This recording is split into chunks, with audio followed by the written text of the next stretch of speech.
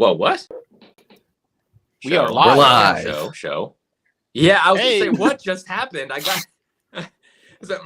got like an automated voice in my ear saying, Debbie joined, Andrew joined. I was like, what the hell? Yeah, Never had that happen before. That's You happened. need to Anyways. change your name, Cam. Yeah, I do? your name isn't me. Oh, for God's sake. Here we go. Starting off on the right foot here. Now there's two of them. All right. There it is. Got it corrected. Hello, everybody. How are we doing? Welcome back to Cam and Focus Weekly. If you missed last week's stream, we talked about DreamWorks, the first three animated DreamWorks films. That was a lot of fun. Today, keeping up with the Egyptian theme, we're tackling The Mummy, the cinematic masterpiece of 1999. It was Definitely not the 2017 one. Just in case any of you had that mixed up, we're not doing the Tom Cruise one. Oh, not the. I watched the Tom Cruise one. Are you kidding me? Dude. Andrew didn't Dave, do the did you homework. put him up to that? I did. I told him. Outstanding. He said, I know you love Tom Cruise. We're getting more Tom Cruise. And I went, yes. Yeah, well, we'll do a Tom Cruise month one day just to piss off David. I'll miss that one. Top Gun Maverick, Mission Impossible, Mission Impossible 2, Mission Impossible that's right. 3. We have an entire Mission Impossible franchise to get through. Oh boy, oh boy. I'll be sick. Jack I'll be sick Reacher. next week.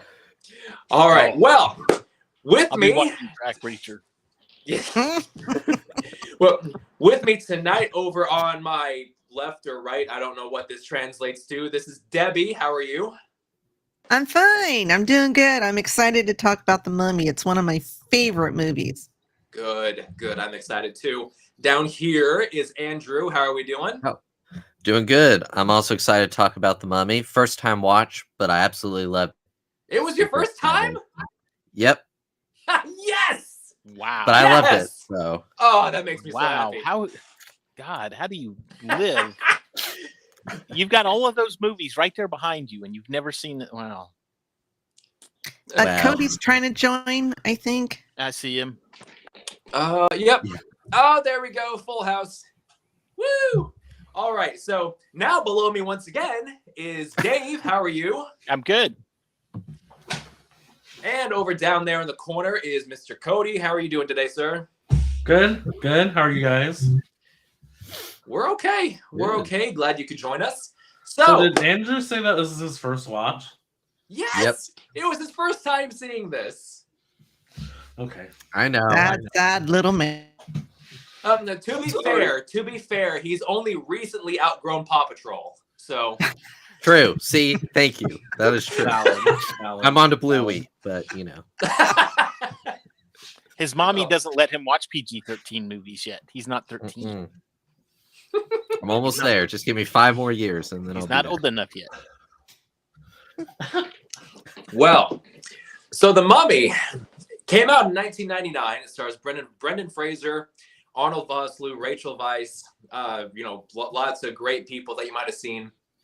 Really prevalent in the 90s. This was Brendan Fraser's big breakthrough into action movie stardom, which unfortunately he didn't do a whole lot of action after this, but that's okay. He's been in so many other things that we love. So, thoughts on the movie? I'll kind of go around starting this way. Debbie, you had mentioned it was one of your all-time favorite movies. When was the first time you saw it? In theaters when it came out. Oh, okay. I'm that And that- old. Yes. And that was 26 years ago. That's freaking wild. That's crazy to think about. Yeah, And- it's I don't know if this was his very first movie because there's several movies of his that I liked. I know there was Encino Man and Mhm. George of the Jungle and one of my other personal favorites, Blast from the Past. I love that movie. Such Yeah. a great movie. Yeah. So big fan. Great to see that. I don't know if he got blacklisted or what happened, but I was so glad to see him back. Yeah. In Whale. Hollywood had kind of blacklisted him because he spoke up about some sexual misconduct that was targeted towards him. and so it kind of killed his career for a while. But yeah, in the last few years, he's made a hell of a comeback. You know, huge public support, and then The Whale, outstanding movie. Yes. Now, Andrew, as your first time watching this movie, what did you think about it? I loved it a lot. Since I'm in the Egypt mindset with a lot of these shows, I already was going in with that. Yeah, I liked it a lot. I mean, I just liked it a lot. I know we'll get into it more. Yeah. Later, but yeah, I don't know. The acting was good. The CGI was really good for its time. its Yeah, time. absolutely. I mean, I know somehow the series declines in CGI, but this one was really good. And the mummy kind of terrified me. I kind of had to pause a couple times, you know. And He had to call his mummy to come take care of him. Had to check under the bed, you know, make sure the closet was empty, you know, all Close that my stuff, closet make sure the door. nightlight was still on. yep, have my stuffed animals with me. So Exactly. Your security bear. yep. Now, Dave, what do you think about this movie? I assume you've seen it a few times. Oh, I've seen it many, many, many times. This is I'm with Debbie in this one. Saw this one in the theaters back in '99. It was one of my favorites, mainly because it reminded me so much of like an Indiana Jones type movie. You know, Sure. You've got the digging and even though it's not really. I mean, it's a little more fantasy based than Indiana Jones. You know, you've got somebody coming back to life. Well, I mean, I guess sticking your hand in somebody's chest and pulling their heart out. But regardless, it obviously this one's more monsters versus more scary things. So Mhm. I love this movie. And again, Brendan Fraser, every one of the movies that Debbie listed off. Oh, Airheads. She missed Airheads. That's also one of my personal favorites. With What was that one movie he was in with that weird monkey? that was called Monkey Trouble. Oh no, Monkey Bone. Monkey Bone. Monkey Bone. Yes. Okay. Monkey What a Bone. bizarre movie. And but no, Airheads was great. That was Steve Buscemi and Adam Sandler and him. And they were like these rock and roll guys trying to make it big, and they break into this radio station and take it hostage. It was awesome movie, and Brendan is just great. I love him to death. So Now, Cody, what are your overall thoughts on the movie? Had you seen it before this? Yeah, I'm with them. I went to go see it in the theater. My dad dragged me to go see it. I was about Andrew's age, so I just turned 8. And, I was like, whoa, you're old at first. so no, I actually had really good memories. I think that like towards the middle when they were doing like trying to stop him from doing the sacrifice stuff, that really scared me. I remember that being so scary as a kid. But yeah, the CGI really does stand up. When I rewatched it, I was like, that's crazy. Because like 99 and the CGI looks like that. Right. I definitely think out of the trilogy, that was my favorite one. Mm-hmm. it has to be. I'm just a huge fan of Brendan Fraser, so yeah. Now, I feel like I'm kind of the outlier here because the first time that I had seen the movie, my grandmother had actually bought me a DVD box set, and this was back in like 2005. The DVD box set of The Mummy Returns, and The Scorpion King. And yes, and so unfortunately, my first time watching the movie was at home in my bed. You know, I didn't get the theater experience that y'all old heads had gotten, but I have a lot of fond memories with this movie. I mean, I distinctly remember just really appreciating how fun it is. It's just so much fun. And it's a great blend of different genres. I mean, you have flavors of fantasy, adventure, romance, horror. It's just such a great like conglomeration of these different elements, and it's the whole is definitely greater than the sum of its parts, I'd say. Absolutely. Also, if you still have that box set, it's probably worth a lot now because the trilogy box sets they sell now do not include the Scorpion King. They replace it with the 2008 movie. Oh, really? The Tomb of the Dragon Emperor or whatever. Yeah, so that's Where they kind of a replaced cool Rachel little Weisz. Yeah. she didn't want to do it. She was like, no. And that's sad because she's a hottie. Yeah, I don't know. I tried to find out why she wasn't in it. I never really got an answer because she was amazing in the first two. She fit the part perfectly. I think she had backed out of it because at the time of filming she was very pregnant, if I remember correctly. Don't quote me on that. I could very well be wrong. But No I feel fact like checking. I remember reading one somewhere that she was very pregnant and couldn't film. I'm looking. Huh, interesting. Dave to the rescue. So we start off with the movie. It shows us the ancient Egyptian city of Thebes. Pharaoh Seti's crown jewel, and this is where we're introduced to the character of Imhotep, played marvelously by Arnold Vosloo.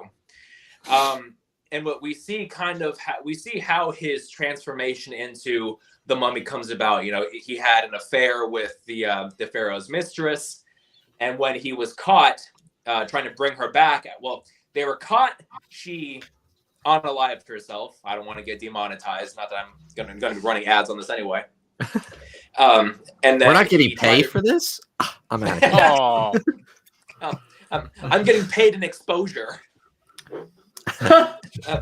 He tries to bring her back to life, and he's caught by the pharaoh's guards before he can. And so he and his crew are basically mummified alive. But he himself is forced to submit to this ritual called the Hamdai, where he's cursed to be undead for eternity, trapped in the sarcophagus. But then, before the transition into quote unquote present day, we have the narration from the Magi, played by Oded Fair, who says that if he ever comes back, he would arise a walking disease, a plague upon mankind, with the glory of invincibility. And I was like, wow, you guys really risked a lot for this punishment.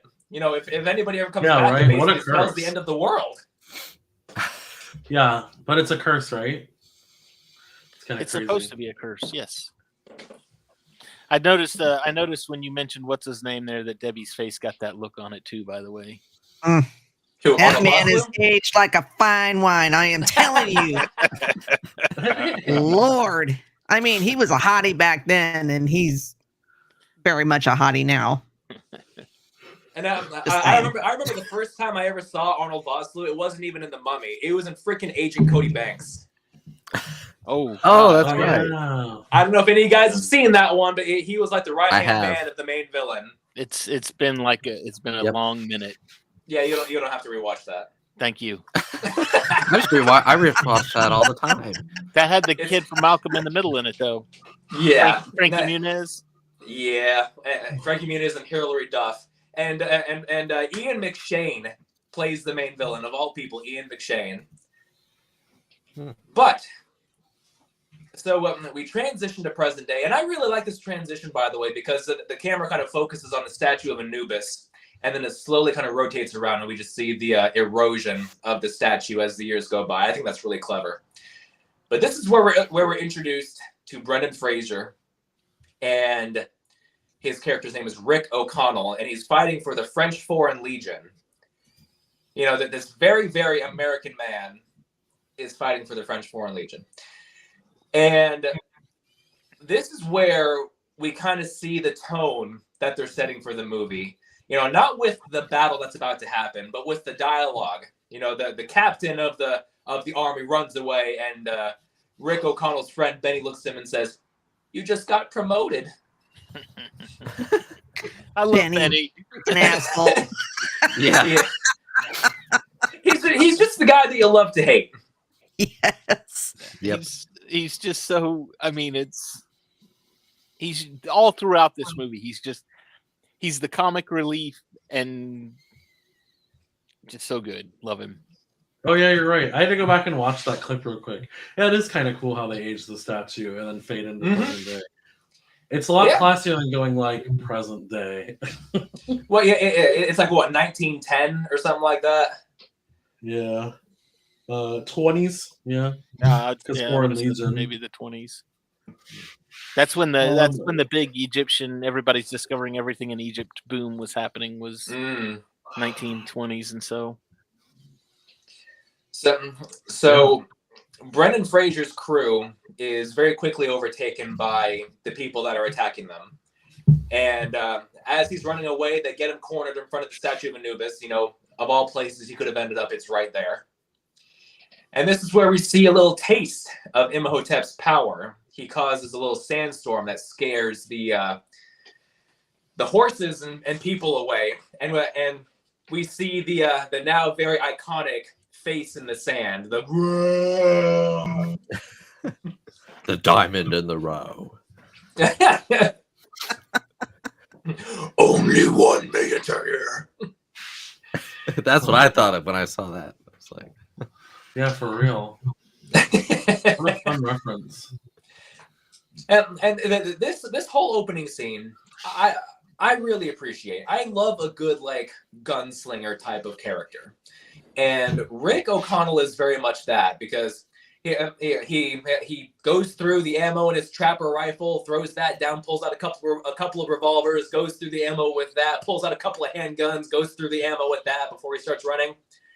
And what we learn very quickly that he's just a very like, I don't know about fearless, but a very daring individual. Mhm. And you know, just from that opening scene, we kind of get the impression that he's going to be the glue that holds this movie together. Right. Yeah. Very much like pretty much as soon as you see him, it's like, oh, okay. Yeah, of course. You know, No, I mean, I can appreciate that. Sometimes you really just need the hammer right on the head, especially with the main character. yep, he's got that nifty 90s parted down the middle haircut. yeah. It's That for some lovely. reason- I love it. Every 90s heartthrob had back then. Damn And straight. somehow it stays perfectly up the entire fight. That was probably the coolest part of the whole fight. It doesn't get messed up. I'm telling you, my hair's about that long right now, and I can't keep it. If the wind is blowing any way, shape, or form, it's just like everywhere. It Same Yeah, doesn't- they had the Hairspray. spray glue. Hairspray. There's no way that Hairspray. wig was not spray glued. Yeah, Dave kind of turns his head quickly and he looks like a L'Oreal commercial. Yeah, feel like Or Dior. Dior, what would you do for love? I was going for the what's his name, Fabio, the heartthrob on the dime On all novel. the novels. Oh my Yeah. gosh. Maybe Yeah, it's he maybe. whips his hair. I love the full Fabio commercials. So after Rick runs out to the desert, you know, after all of his people are dead, he got scared away by Imhotep. This is where we're introduced to the abundantly adorable Rachel Weisz. Now she is, I mean, just perfect casting, because she's like the bubbly kind of fish out of water character that we come to expect in a movie like this. You know, she's kind of the audience proxy, even though she's the Egyptologist, and she's super knowledgeable and can read and write ancient Egyptian. Well, we get all the necessary exposition for her character right there in that scene. You know, because the museum curator is like, "Why do I put up with you?" And she's like, "Well, I can read and write ancient Egyptian, and I can blah blah blah blah blah." And I'm the only person within 1,000 miles that can do these things.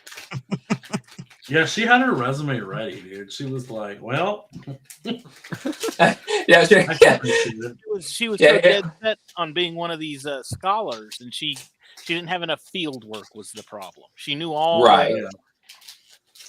She was prepped, and she knew what she wanted out of life. She just couldn't get there. It was because the man was keeping her down. We hadn't had women's rights yet, so woke patriarchy. Ah! hold on. Cancel the mummy. So not long after. Oh, I think we offended Dave. No, his little boy came up. Oh, gotcha. So after we're introduced to her, we are then introduced to Evie's or Rachel Weisz's brother, Jonathan, played by John Hannah, who he is another comic relief kind of character, and I dare say I like his comic relief a bit more than Benny. I don't know if that's a controversial take or not, but I kind of thought that. Yeah, because Benny was more annoying in a bad way, where Jonathan is annoying, not as annoying as Benny, at least for me. and he showed. I'm sorry. Yeah, I agree. I agree exactly. Yeah, they're both irritating, but definitely less irritating. Right. Yeah. But that's the thing with comic relief. Like it's a very fine line between like funny and grating. So it's Right. like dancing on that, you're like, ugh. Yeah, I mean, because you can either have Jonathan or you can have Jar Jar Binks. You know, it doesn't take a whole lot to turn one into the other. Yeah, exactly. Misa going to Egypt now. Oh no. He's secretly the Egyptian god. Yeah, Darth Jar Jar is secretly Imhotep. Wow, I just missed a whole lot. Yeah, we got there. Yeah. Well, what we were talking about, you know, a very popular fan theory that Darth Jar Jar is somewhere in this movie. Yeah, it's possible. We're gonna bring out the whiteboard real quick. Yeah, right. See, this is how it all connects. Like See, poetry. Phantom Menace and The Mummy both came out in 1999. Okay. Oh my God, they both take place in the desert. So he's got me there. So, whenever we're introduced to Jonathan, he shows her what she thinks is some kind of puzzle box, which turns out to be the key to Imhotep's crypt. It's like the key to everything, though. Mm-hmm. Everything is. It run by is this the key to everything. So it's such a strange and oblong design. Is like the skeleton key for Egypt. Yeah. Yeah, it was weird that one key was like literally like here's one key for literally everything. But it opened the crypt. skeleton it opened, key. It opened his sarcophagus. It opened both books. Yeah, and the inner sarcophagus too. I just think it was kind of the one thing when I first rewatched it today. I forgot that the key was literally like the key, and I was thinking like, isn't this supposed to be a secret society? Y'all don't have better security than Right? With how much they care about security, and they're like, didn't "When know no any one better. has thing." no one has two-factor authentication in the desert. Yeah. Yeah. See, this one key here unlocks my house, my car, my safety deposit box, and my middle school diary. Yeah, They say it's like when you can't remember your password, so you go to create a new password. New password can't be old password. So they just were like one key. That's I what mean, we're you gonna got to go think with. even in the 70s we knew better because you had one key that would open the car door, you had one key that would start the car, you had another key for the trunk of your car, a key for the glove box of your car. Good You had God. a key ring full of keys to run your car. literally. My dad still has a 72, and the key ring is insane. You're walking around like a cartoon Slightly jailer. different.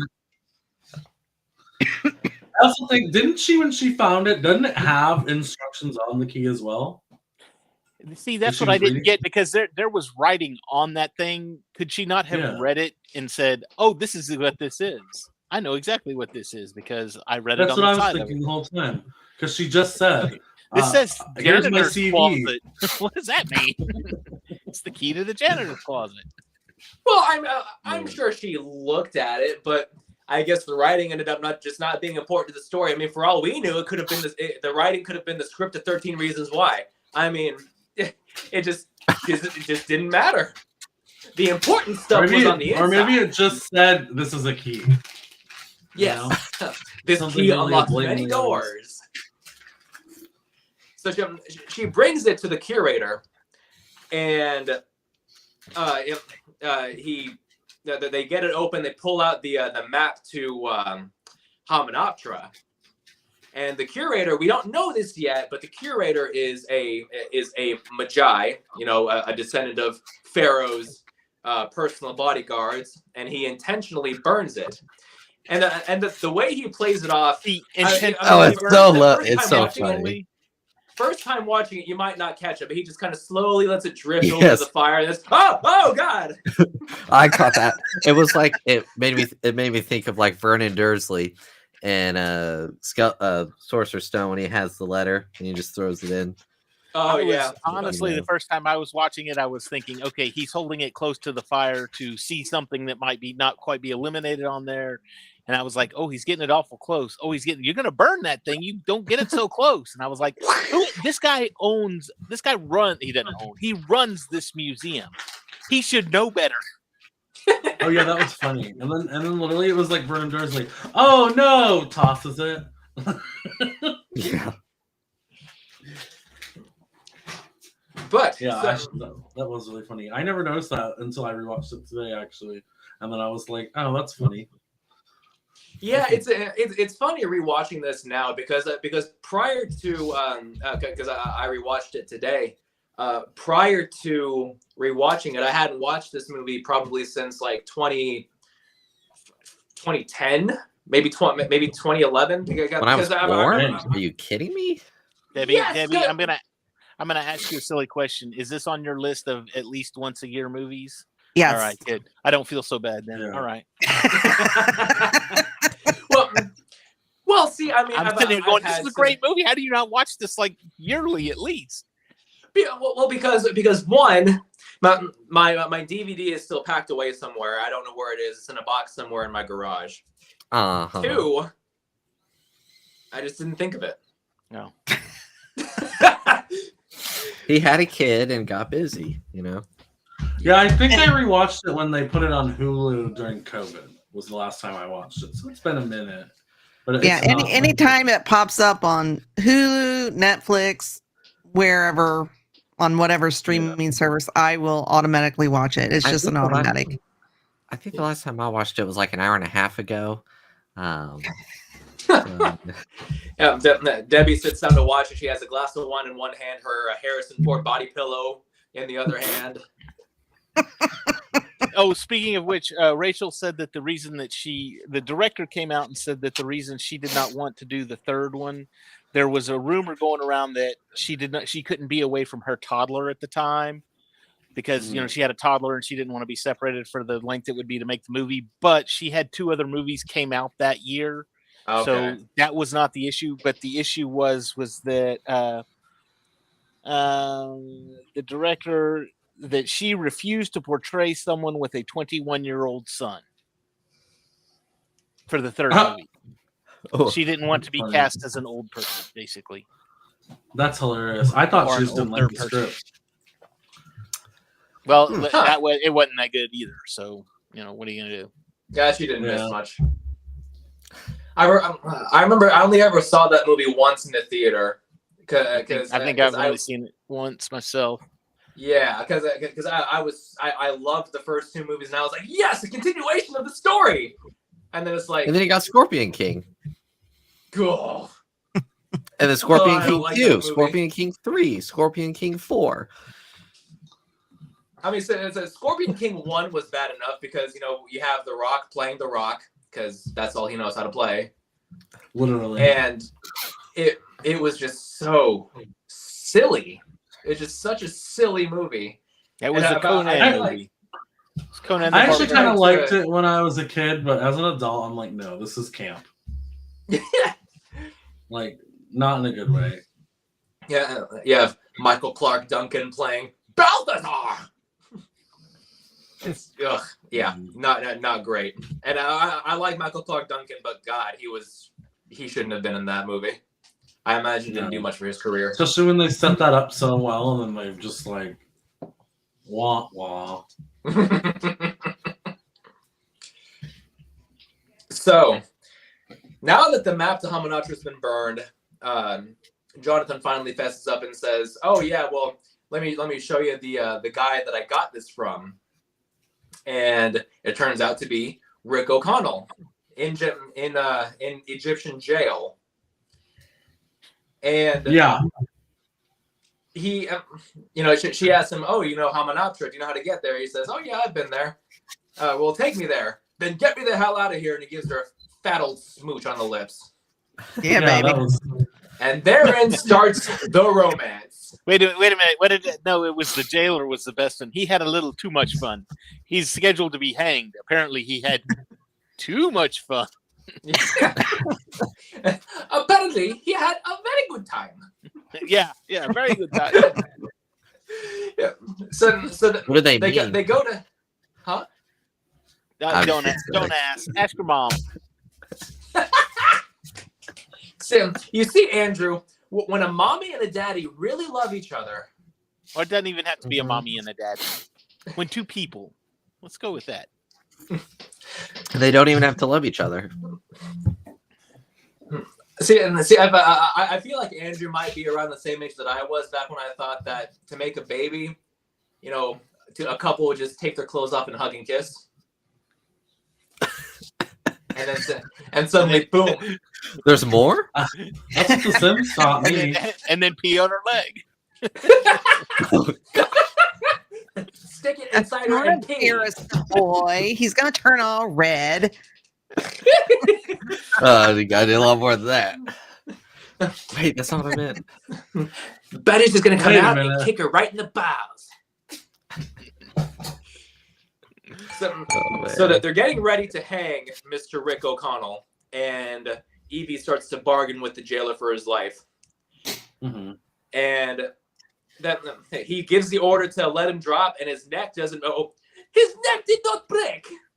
Now we get to Now watch. his mushroom strangled to death. And see, man, I love that because in every other movie, he would have gotten his life just before they pulled the. That's typical. They're going to save him just before they throw the switch or drop the trapdoor or whatever. That something will have happened to have saved his life. No, not this one. They actually pulled the switch and they hung him. And, Oh, yeah. And his neck didn't break. Okay, well, we're going to finish this deal then, since it didn't kill him. Now, That's true. I watched that scene, and I watched it like up close. I legitimately could not tell whether or not that was a dummy that got dropped, because the dropping and the snapping taut of the rope—that's all one continuous shot. So it's like if it's a dummy, they made it look damn good. If it's Brendan Fraser, then not surprised. I'm going to But- say it's. How do they do that? They've Smoke got and mirrors. Well, they've got him strapped to wires. He makes the fall, and the wires that catch him are like basically he's wearing a harness around his chest and groinal area.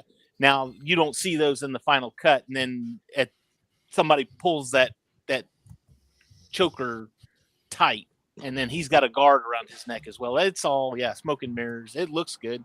It does look very, very good. Okay. I've seen I see the best. I do see it. I just rewatched it. I've seen haunted Yeah. houses where they've actually taken a guy and they've put him on a horse and his neck's on a noose and they whack the horse and the horse runs off and he's sitting there hanging from the tree and he's twitching and it's like an actor doing it. But then you look at it, no, he's wearing a harness and he's got a rope going up his neck and it's great.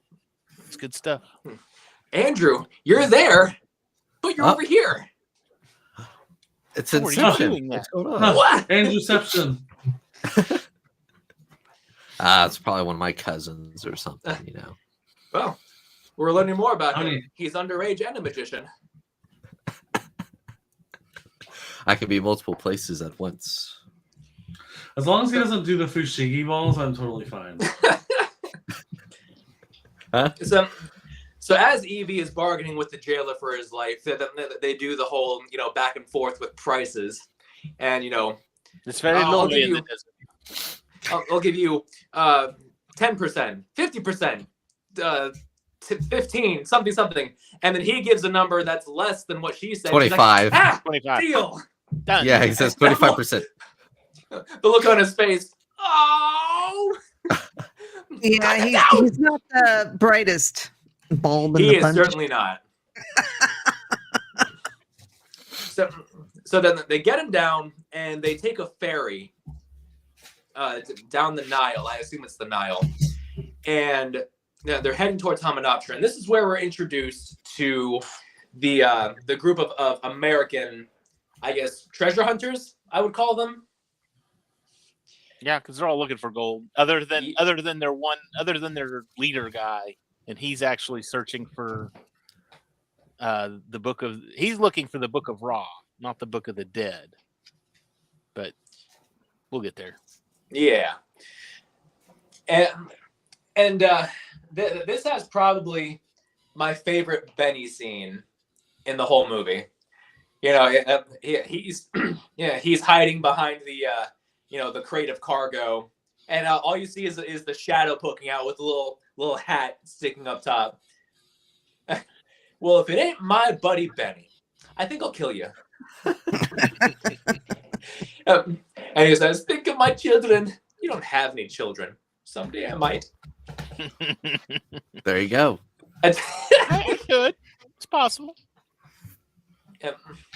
And I forget exactly what was said. He made a comment about Evie, and then they both kind of share the smile and giggle at each other, and then Rick just throws him overboard.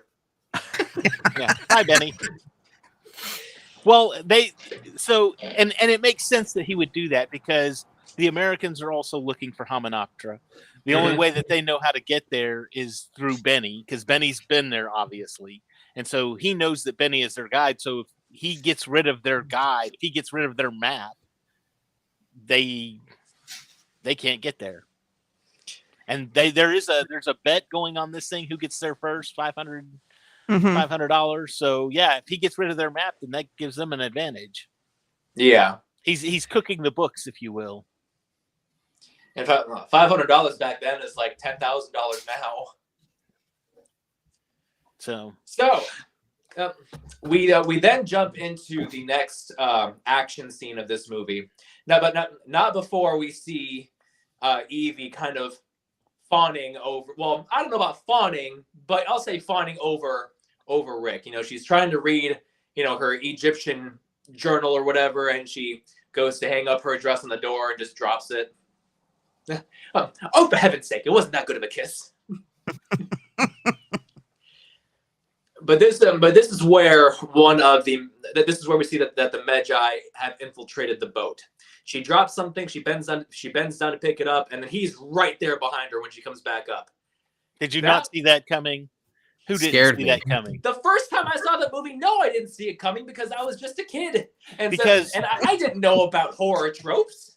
Because here's the thing: is when he throws Benny off the boat, he looks down and he sees the wet footprint. So he's like, "Oh, somebody's on this boat." So somebody's there that shouldn't be there.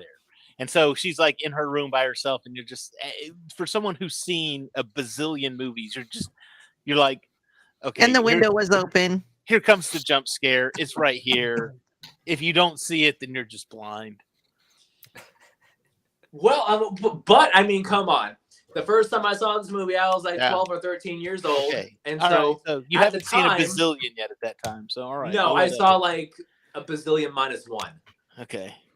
I think up to that point, the scariest movie I had seen was like the freaking Goosebumps TV specials.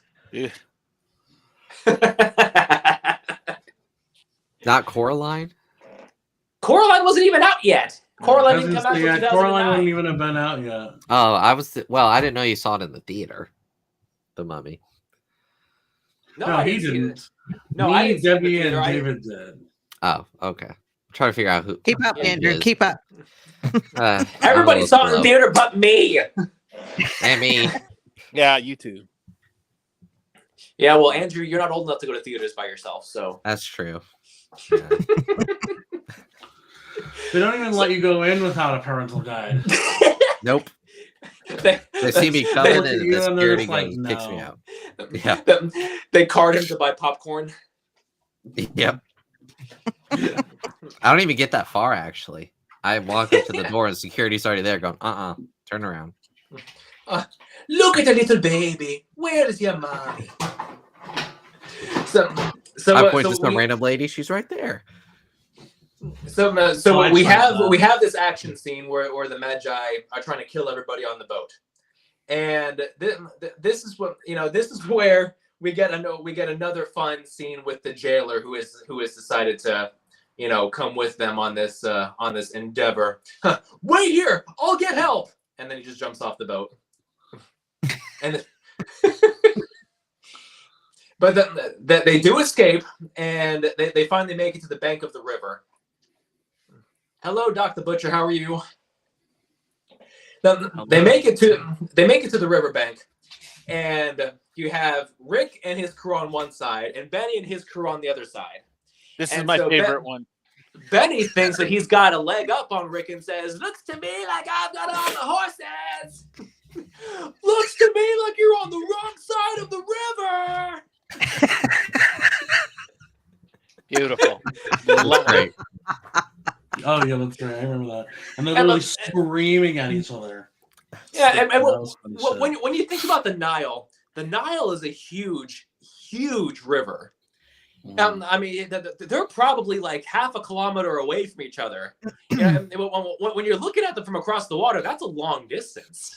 Right. So And they did a good job with the angled shot to make it feel like they were really that far away from each other. yes, that there really is a great sense of distance there. And then, if I remember correctly, the next scene is when they're in the camp and they're getting all their supplies and stuff. Yeah. First up, yeah. So that was the point of the movie when I rewatched it that I realized how tweezed within an inch of their life that Rachel's eyebrows are. I was like, holy shit. Because it zooms right in on her face. And I was like, oh my God, what did they do to you? So that was, I was watching the whole movie and I didn't notice. I was like, dang. I have never understood for the life of me why in movies like this it's like, okay, we're about to go on a caravan out into the desert to go find this thing, so let's gear up and we're going to put everybody in this desert gear except for the woman, and she's going to be in this silky flowing Belly dancer outfit, Red. literally. and I'm like, what? It's like the Seriously? armor in fantasy movies. It makes Yeah, no exactly. Oh, well, why does she have to be dressed up like a feminine woman? Patriarchy. Yeah, but I'm looking at it going, really? It's you know what it reminds me? It reminds me, and I hated this about this movie, King Arthur, the King Arthur movie, and it's like you have Guinevere running around in a bikini through the European jungle, shooting bows and arrows. I'm like, no, just stop. Well, why would we watch if she's fully clothed? Why would we watch? This was the King Arthur movie that had where Keira Knightley played Guinevere, right? Yeah, Who yeah. played Arthur? I Yeah. forget. I don't remember. I could probably find out though. I was gonna say my brain's saying Kevin Costner, but I know that's not No, the no, case. no. Yeah, I don't And know. then I was thinking of Russell Crowe, but he was in Robin Hood. It's Clive Owen. Clive Owen. Wow, Clive Owen. Oh, I guess that was him. I had to think of what. Yeah, it was. There's one you don't see very often anymore. No. He was in. He hasn't been in something in a while. Yeah. I don't know. Last I mean, Nights, I think. I The, don't know. the Anyway, only movie that there are two movies that I recall specifically that I've seen him in, and there's Sin City and The Bourne Identity.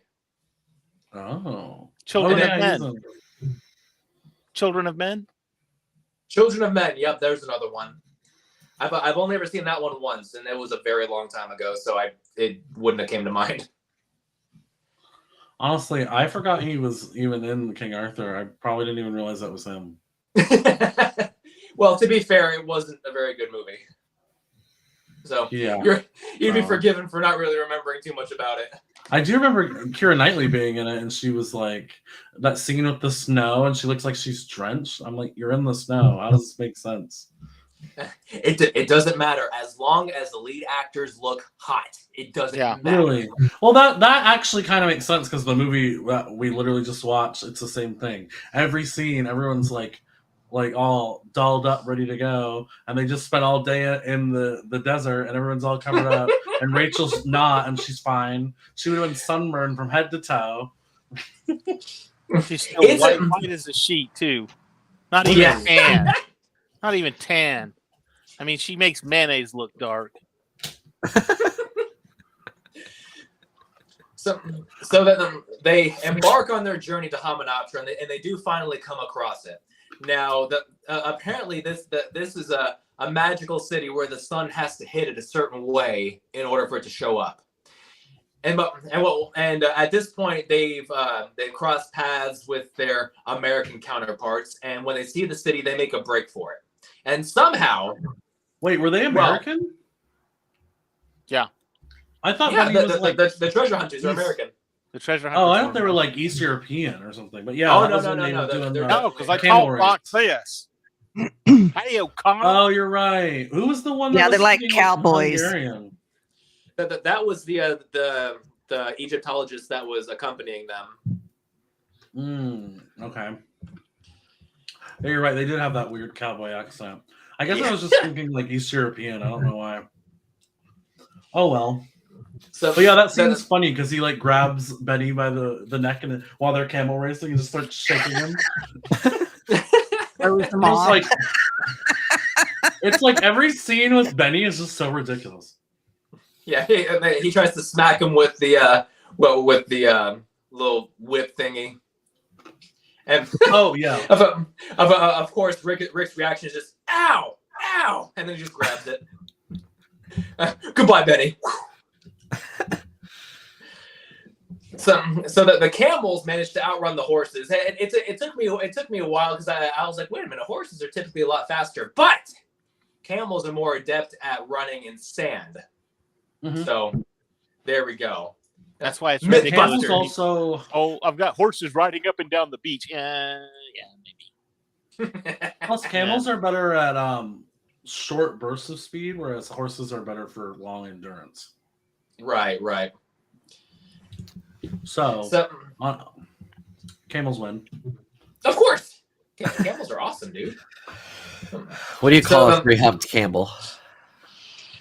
So that they reach Hamunaptra, they start their exploration.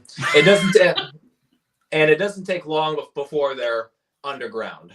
Now everybody's off, kind of doing their own thing, and we get a nice short little scene with Rick, I guess, trying to tie a knot around a column and just keeps on smacking the jailer with the rope.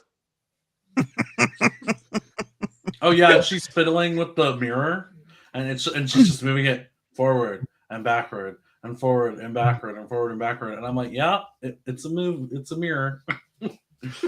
Well, see that was the direction for a lot of these movies, especially back in the 90s. The director's just like, okay, I have a shot. Everybody just do something. Yeah, literally. Just pretend like you're doing something. Look busy. Exactly. But they finally reach Imhotep's sarcophagus. And now it's just by pure happenstance that they come across it. You know, Jonathan is smacking rocks, and somehow he smacks the rock just right to where it just falls from the ceiling. Typical. Now, obviously, they don't know what it is yet. Now, this is where we start to get a lot of the more horror type of elements. This is where it all starts. Because Evie takes the Book of the Dead from the Egyptologist, and she They have the key. Yes. She uses the key to open it, and when she opens it, that gust of wind kind of blows through. And she starts to, of course, read the passages out loud. Why would you do that? Why? Well, why would you read them out loud? One, how does he hear them from all the way across the? Because they're not in the same camp. They're in the same area, but the wind is blowing, all this other stuff, and he can hear her. And then he screams, "You must not read from the Book of the Dead." It's like, how exactly did you hear her? How did you know she was reading from the Book of the Dead? I was going to say, how did he know she was reading from it? Because he couldn't even get it open. Right. But, Plot hole. Don't overthink No. the script. yeah, don't overthink the script of a 90s adventure movie. The suspension. I mean, of honestly, reality. though, why? I always think in a movie like any sort of adventure movie when there's like the MacGuffin and it's always something you have to read, and it's like, why are they always reading these things out loud? Necronomicon Ex Mortis, the Book of the Dead. Yeah, So- reading comprehension is just not translated. But we also get that scene of the scarab beetle burrowing its way into the jailer's body. I remember as a kid, that freaked me the hell out. Like I couldn't imagine anything worse than a bug crawling under your skin and burrowing into your brain. My dad actually covered our faces for that scene, so I didn't even get to see it the first time I saw it. I mean, granted, though, I was pretty young, so I'm kind of glad he did that, because that probably would have freaked me out, and I wouldn't have been able to sleep that night. Yeah, that's tough. That is that's The Beatles are pretty cool. They're actually computer generated from the program they used in the Phantom Menace movie. So that's a little fun fact I learned when I was Is that right? trying to look up what company did the CGI effects for the movie. Wasn't it ILM? ILM did some of the stuff, and then another company did some stuff as well. I can't remember the name of it, but yes, ILM did most of it. Their designers did. And what's cool as well, the sand and the wind graphics were copy and pasted from Twister, which I never even. That's awesome. Wow. Use them resources. Yeah. So I mean, hey, if you got it, let's use it. Yeah. Just recolored it for sand, I guess. They're all universal, so sure, why not? Yeah. Yeah. Oh, the other one was Cinesight. They did the additional work. Gotcha. Yeah, I had to Google it because I'm never gonna remember the name. But yeah, that scene's really cool. And also, don't forget they the other party was triggering all the traps too. We got like the acid drop. Yeah, that was horrific. But they had none of their main characters got it though. Because they might as well have all been wearing red shirts. Yeah, exactly. They had a bunch of red shirts with them. So, and also the funny scene where they were like trying to talk and negotiate, but then it was like, just kidding, we're gonna point our guns at each other like every other sentence. Yeah, that was really funny. So Imhotep gets resurrected from Evie reading out of the book, and then he starts to wreak havoc. Everybody's running from the flood of scarab beetles that comes out, and I forget his name, but the American with the glasses, he gets tripped, his glasses get smashed by Benny, of course, freaking Benny. And Benny is so close to being the secondary antagonist in this movie. Yeah, right. He's like right there. Well, he is. He turns into Imhotep's servant. Yeah. Thrall. Yeah, he's like slave. What's his name from Renfield? He's Renfield is what he is. Oh yeah. Renfield. Could you imagine if Nicolas Cage had played Imhotep? No. Oh my god. Oh, bye, Andrew. Bye, Andrew. I think you upset him. Andrew loves Nicolas Cage. Don't let him deceive you. He's like, Renfield's actually my favorite person in movie history. Please do not talk smack about him. I've never seen it. It's pretty fun. It's not a great movie, but it's pretty fun. Renfield the movie is a trip. I wouldn't say it's like top 10 movies, but it's funny. It's funny and it's gory. Yeah, it's like a weird dark twist on Dracula. So, Evie gets separated from everybody, and this is where she runs into Imhotep for the first time. And after Imhotep has taken the eyes of the American man. Now, looking at the scene now, where you see like the empty sockets where his eyes used to be, the CGI looks kind of funky. But I remember as a kid, that freaked me out. Well, the CGI on the mummy itself before, even while he's regenerating, was still kind of, I mean, it was almost like it wasn't solid. It was still, you could tell CGI is still in its infancy at this point. It's not exactly 100% where it needs to be, and it's still a little rough. I mean, there were scenes where you had the mummy walking around, especially when he was walking around with Benny, and it was like you could see him, and his foot would hit the ground, and then it would slide a little bit, and it would hit the ground, and it would slide, and it was like you could tell, okay, this is a cartoon. This is not. But it Yeah, was this still is definitely- horrifying. in This is definitely 1999, yes, that's terrifying because It was Oh still no, very absolutely, effective, yeah, yeah. horrifying. But you can definitely tell it. This was like right as we were transitioning from digital graphics over to the computer generated graphics, because, like you said, sometimes you'd be like, "That's a cartoon person. What the heck?" Like at the very end of Wicked, where they're walking down the Yellow Brick Road, and you're like, "What?" Because they look just like not like real people. So this is also where Rick encounters Imhotep for the first time, and I love his reaction. He turns around and sees him and just goes, "Whoa!" and I love the fact too that it yelled at it, roared at him, and he just all he does is sit there and he looks at it and he's like, he roars back at it And Great. shoots his sawed off at him. So that they manage to escape, and they manage to make it back to civilization. And again, real quick before you go any further, Imhotep yeah. meeting Benny, because God, when yes. he gets Benny, How could I Benny- forget? Benny The, goes the through all the- 10,000 necklaces. He's he got all pulls. he's doing all the little different prayers for the. And he pulls out the Muslim one and it doesn't work, and he pulls out the Buddhist one and the Chinese, and then he gets to the Jewish one and he's like, "Oh, the language of the slaves. Yes, you could be useful." And Oh my God. I love how the entire cadence of his voice changes when he pulls out the Chinese one. Yeah. Yes.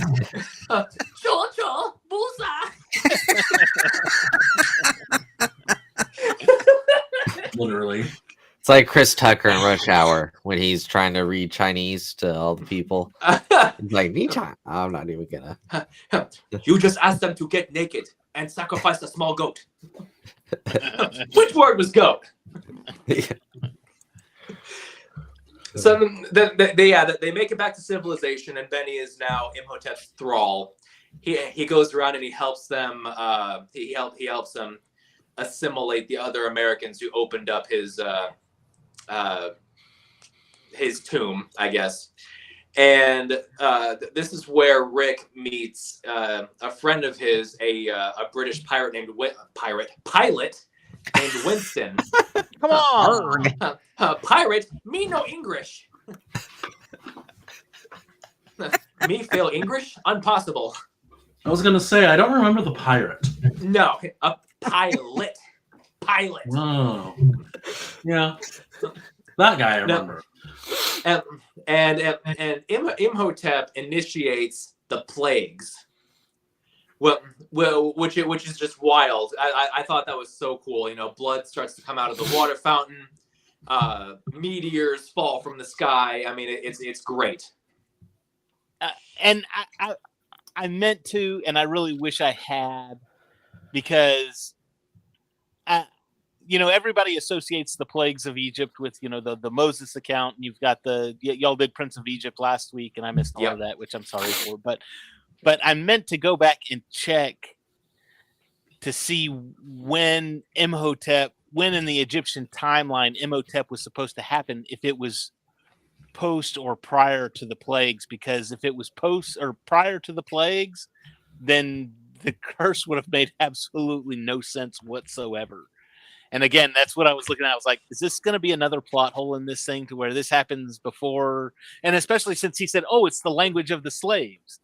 Yeah. So obviously he knows Hebrew. Have the slaves happened already? Or have the slaves, have the plagues happened already?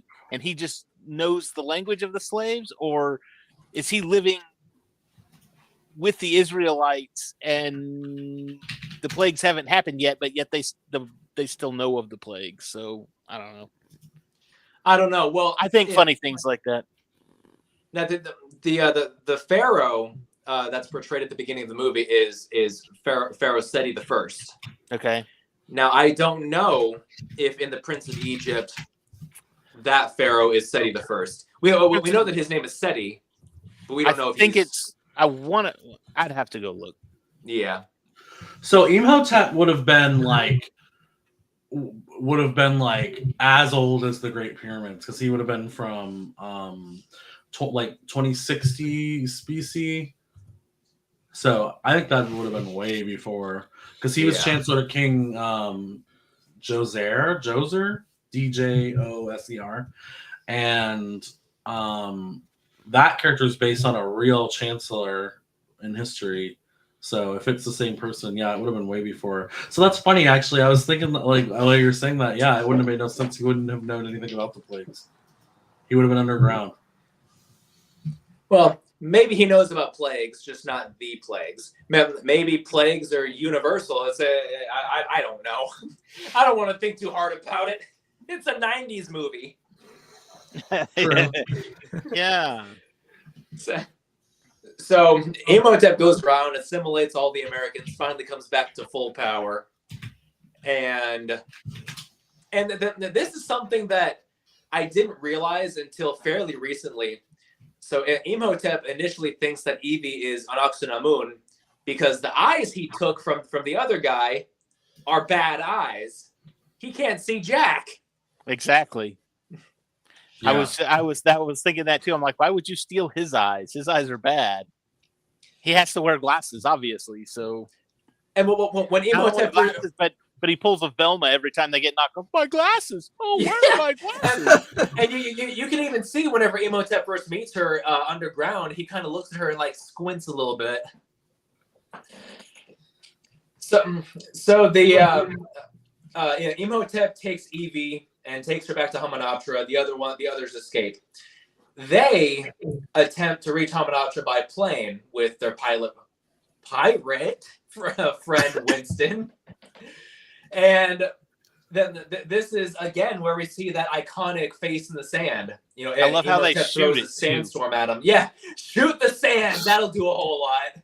Well, and it's really good too because it wasn't just like here's the face and we're just going to shoot at it. But they actually added, if you'll notice, when the face is going in, that where the bullets like penetrated the sand and it was like splashing the sand, you could see where the bullets were hitting as he's shooting it. Now, it wasn't doing anything, obviously, but at least they had the forethought to say, hey, look, at least it's doing something. Something's happening. So Yeah, we're making it look cool.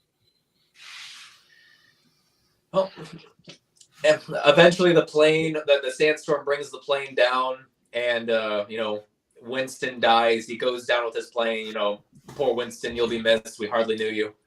And That's how he wanted to go out, though. He wanted to go out. that is how he wanted to go Crashing out. So, down, credit to the writers for giving them a complete character arc. I loved in his first scene when he walks in like the little water and he goes, "Someone spilled their drink." Oh yes. And then he walks through it so again. Drunk he doesn't even realize. Oh, I love that. So they make it into Hamunaptra, and this is where the big final battle begins. Imhotep has Evie tied down to the sacrificial altar, and he's conducting the ritual to bring Anck-su-namun back. And Big Bad Rick comes in to save the day, and Imhotep raises all of his mummies or his mummy lackeys or something. I truly don't even know what they are. It's his it's the guys. It's the priest. It's the mummy priest. His priest. So he was priest. the high priest of the pharaoh, and it was like his high priest when he was messing with the girl at the first. Those were the guys that kind of went off and The golden guys. yeah, they were the okay. golden guys that blocked the door. And then when the pharaoh caught him and they were all mummified alive, they were the ones that were mummified with him. Gotcha.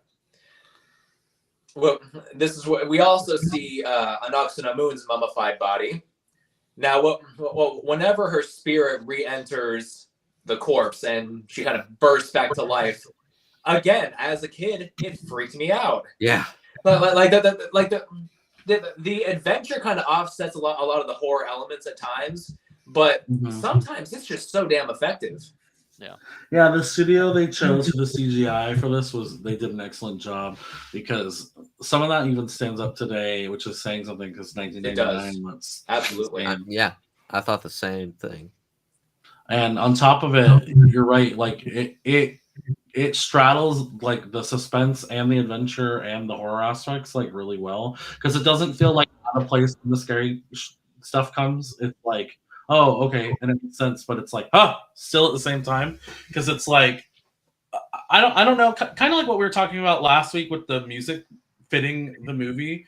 The theme, the thematic soundtrack for this, I think, was really perfect, because if you notice, a lot of the scenes with the mummy as he's like regenerating, they're real quiet. They're real like, oh my god, listening, and then like boom, a thing happens, and it kind of like really pinches that moment of suspense. Mm-hmm. Well, So- yeah, I mean the way that all these elements are brought together, I mean, it's masterful. It really is. You know, because this movie could have very easily just been like a super cheesy adventure with, you know, not a whole lot of stakes, very flat in terms of suspense. Like, it very easily could have been just a run-of-the-mill, you know, dime a dozen kind of movie. But they really went above and beyond to make it something special. And you're absolutely right, Cody. The musical cues are so tastefully done. Yeah, excellent. And the way that Imhotep's theme kind of like builds on itself as the movie progresses, kind of, you know, giving more of a backbone to the progression of his power coming back. It's just it's so good. What up, Dingus? Hey, Spencer. So they find they do find the Book of Amun-Ra, the golden book that's like the yin to the Book of the Dead's yang, and they use it to take Imhotep's immortality away. Now I always found the way that they portrayed this to be a little bit interesting, because she reads the incantation, and Imhotep's soul gets taken away on a chariot. But it's not like his actual soul, because he himself is still alive, but it's, I guess, a representation of his immortality. I don't really know. I wasn't quite sure what to make of that. Oh yeah, you're right. Yeah, I think it is his immortality, because as soon as, you know, because Rick makes the comment about he's still alive. Yeah, And Rachel's like, or Evie is like, no, he's mortal now. He can be killed. Yeah. Yeah, because I thought the same thing too. I thought he was being taken away fully, and then I'm like, oh, he's still alive. What the heck? You know, maybe I honestly wasn't even thinking about that. But yeah, you're right. Maybe that's like, we as the viewer, we get to see the personification of like his curse being like part of his soul. Or maybe she just didn't read it right. Or maybe this is just another element that we shouldn't think too hard about. Yeah, Yeah, absolutely. Right. They did it. It looks cool, and that's it. and it worked. He's Yeah. gone. Because the rest of the movie is so much more believable than that. That just ruined it for me. See, that right there was what broke your suspension of disbelief. Nothing Like, else. this is bullshit.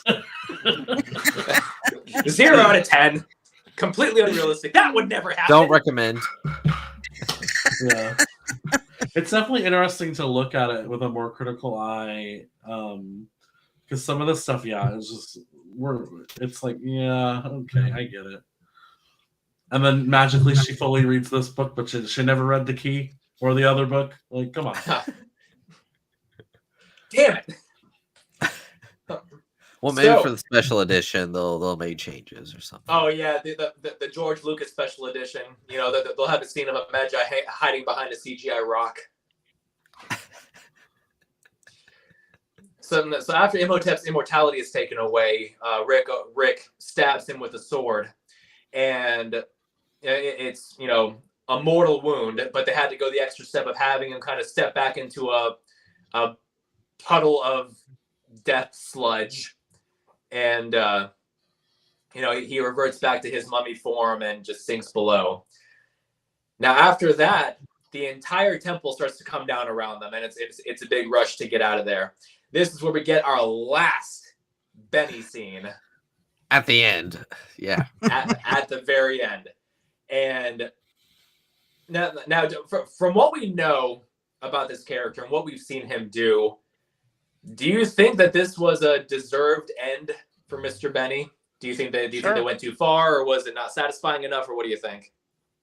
Yeah, he got what he deserved. I wasn't satisfied until I saw all the bugs. Like literally every single one of those bugs just like came out. I was like, oh, okay, there you go. Yeah, I definitely think he got his comeuppance because in the beginning it was like cute little chaos goblin, but then it was just like, oh no, you're bad.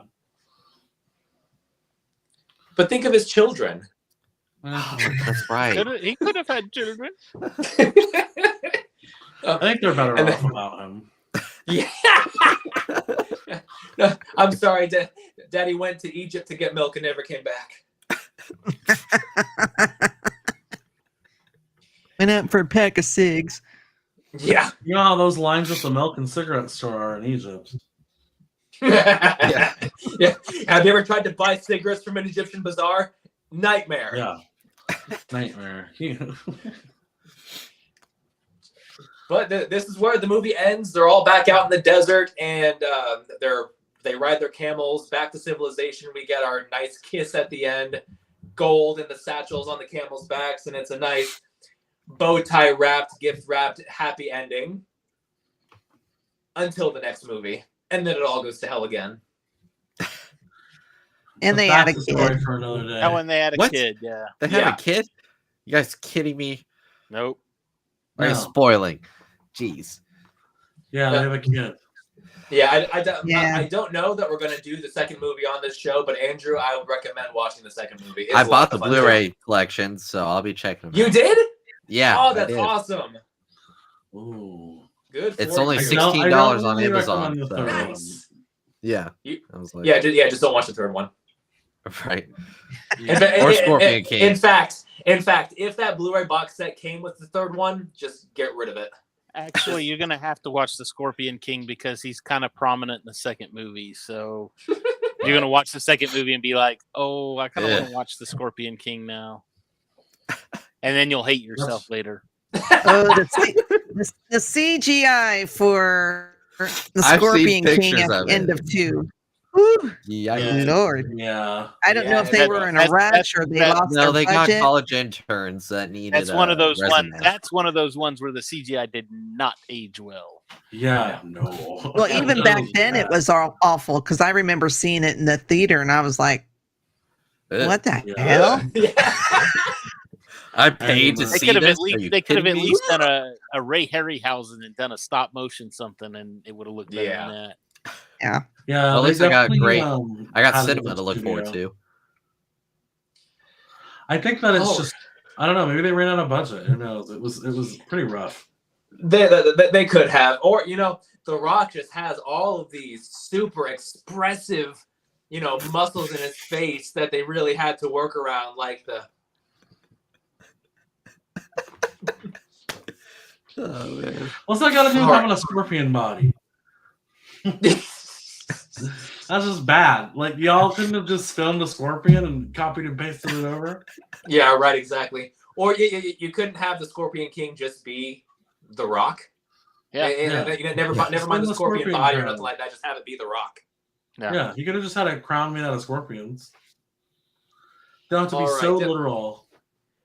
Did I miss anything? Was there anything that happened in this movie that I didn't talk about that you guys wanted to touch on? Anything I missed? I don't think I don't so. think so. I don't think so. I think that we got it. And I'm glad that I found out that the people were Americans and not Hungarians. That's whatever I thought they were. Hey, you learned something. Yeah. Yeah, I get- Here to learned about that. educate. Like it wasn't. It just wasn't enough of a hint whenever one of them said 500 cash bucks. Yeah, that sounds like Hungarian to me. Obviously, Switzerland 500 cash bucks. I would have said yes, definitely Eastern European something. Yeah. They love that American money. Yes. Well, that'll about do it for our breakdown of The Mummy. Anybody have any shameless plugs? Debbie. This is Sunday. Okay. Yes. Monday, Andrew and Dave and myself will be doing MCU Monday over on the Feast of Fandoms. We are covering episode 5 of Daredevil, the Netflix Daredevil season 3, The Perfect Game, Oh, such which a was good a really, it was a good Perfect. episode. It was perfect. Boom. Yes.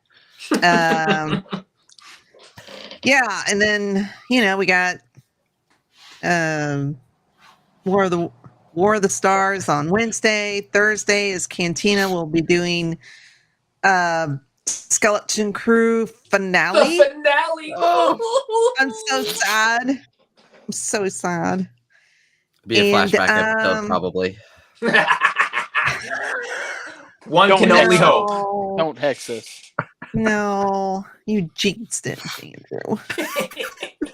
And then Saturday we have Geek Gauntlet. They cover everything. Dang. The episode of Snackame, I think, is out Friday. Oh yes, this is true. On the Andrew, you have 17th, anything? whenever that is. That's this Friday. Oh, okay. I don't know what day it is. Sunday. I'm old. The 12th.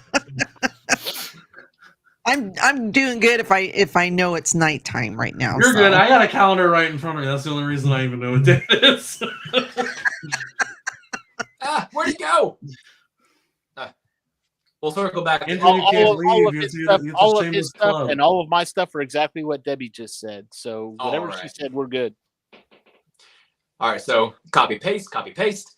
Cody, I have any no shameless plug. I'm just glad we got to watch the cinematic masterpiece, The Mummy, with Brendan Fraser and Rachel Weisz. Okay, awesome. Well, yes, thank you guys very, very much for joining me. Had a lot of fun talking about this one. Next week we're going to be covering another fun one. Next week we're doing Crawl. Egypt. No more Ah. Egypt. What are you covering? Crawl. Kroll? Oh, yeah, that's the one I need to watch. Yeah. Okay. I mean, Who's in that KRULL, one? Debbie. Who's in Oh. that one? That's a good question. Here we go. I got the cast pulled up. don't even know what to Kenneth watch. Marshall, Lisette Anthony, Freddie Jones. No, none of those people. I don't know the movies from '83, so None of them are Harrison Ford, so Debbie doesn't care. yeah. Damn it. Oh, good. It's on Tubi. Oh, Watch good. Watch for free. You have to watch with commercials, but I don't have to watch Russian. But they're not even that bad, really. I mean, the commercial breaks aren't that bad. Well, yes. Next week, next Sunday at 9:00 Eastern Standard Time, we're going to be covering Kroll. Not exactly the best movie in the world, so that's going to be a bit of a bit. At least I don't have to rent it. Yeah. Ooh, we're gonna have fun with that one. I have a lot. You're not to going say to about spend that any one. money on it. How's that? It's just time. Yeah, it's time that you'll never get back, but it will be Liam- time Liam well Neeson's spent, by in it. God. Liam Neeson's in it. Oh, He'd be a very young Liam Neeson, but he's I was in gonna it. say a much younger Liam Neeson. I watched Excalibur not too awful long ago. There's a huge cast of people. Liam Neeson was in that one. Patrick Stewart was in that one. There's a ton of people in that movie. So Yeah, Liam Neeson was also in Kingdom of Heaven, so he likes With- his. wait a minute. Was that the one with Orlando Bloom? That was. Yeah. Okay. Ridley That was Scott a good movie. one. Yeah, okay. I love me some Ridley Scott. Hmm. All right. Well, thank you guys again very much for joining me. That'll do it for today's episode of Cam and Focus Weekly. Have a wonderful night, and we will